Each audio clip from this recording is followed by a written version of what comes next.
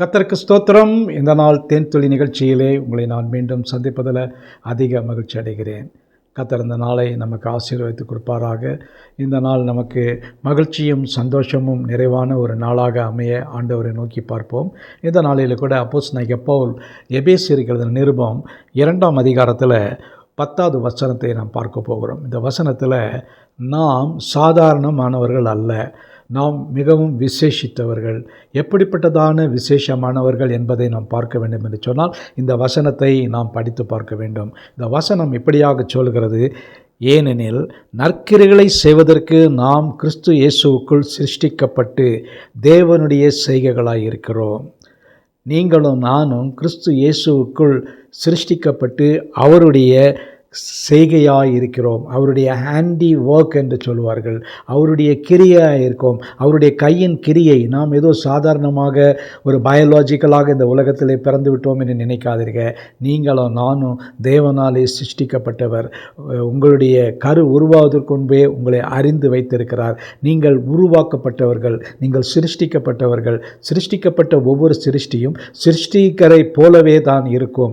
ஆகவே அவர் எதற்காக நம்மை சிருஷ்டித்தார் என்று நோக்கி பார்க்கின்ற வேளையில் இந்த வசனம் மிக தெளிவாக சொல்கிறது: நற்கிரியைகளை செய்வதற்கு நாம் கிறிஸ்து இயேசுவுக்குள் சிருஷ்டிக்கப்பட்டு இருக்கிறோம்.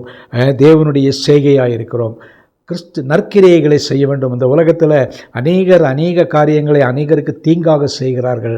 நம்முடைய வாழ்க்கையில் நம்முடைய நோக்கம் எல்லாமே ஆண்டவராய் இயேசு கிறிஸ்துவின் நமது வைத்திருக்கிற அன்பை நாம் மற்றவரிடத்திலே காட்டுவதற்காக, நாம் நற்கிரியைகளை செய்வதற்காக படைக்கப்பட்டிருக்கிறோம், சிருஷ்டிக்கப்பட்டிருக்கிறோம். ஆகவே இந்த உலகத்திலே வாழ்கின்ற நாம் எந்த நேரத்திலும் அவருடைய சிருஷ்டியாக இருக்கிறோம், அவருடைய கையின் கிரியையாக இருக்கிறோம் என்பதை நினைத்து பார்த்து நாம் எப்பொழுதும் நற்கிரியைகளை செய்கிறவர்களாக இருக்க வேண்டும். அப்படி நற்கிரியைகளை செய்கிறவர்களாக இருப்போம் என்று சொன்னால் தேவனுடைய நாமத்தை மகிமைப்படுத்தக்கூடியவர்களாக இருப்போம். இந்த உலகத்தில் நமக்கு ஒரே ஒரு வாழ்க்கை உண்டு. அந்த வாழ்க்கை தேவனுடைய கரத்தில் கொடுப்போம், நற்கிரியைகளை செய்வோம், தேவ நாமத்துக்கு மகிமையை கொண்டு வருவோம். இதன் மூலமாக நமக்கும் தேவன் பெரிய ஆசீர்வாதத்தை கொடுப்பாராக. நல்ல ஆண்டவரே, உம்மை நன்றியோடு துதிக்கிறோம், ஸ்தோத்தரிக்கிறோம்.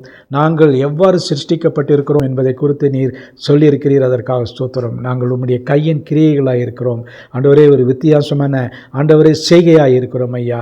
உம்முடைய கையினாலே வணையப்பட்டவர்களாக இருக்கிறோம். அதற்காக ஸ்தோத்திரம். உம்முடைய சிருஷ்டியாகி எங்களை நீங்கள் ஆசீர்வதிக்க வேண்டுமா ஜெபிக்கிறோம். மீட்பர் இயேசுவின் நாமத்தில் ஜெபிக்கிறோம் நல்ல பிதாவே. ஆமீன், ஆமீன். கர்த்தர் உங்களை ஆசீர்வதிப்பாராக. இந்த நாள் உங்களுக்கு ஒரு மகிழ்ச்சியும் சந்தோஷமான ஒரு நாளாக அமையட்டும்.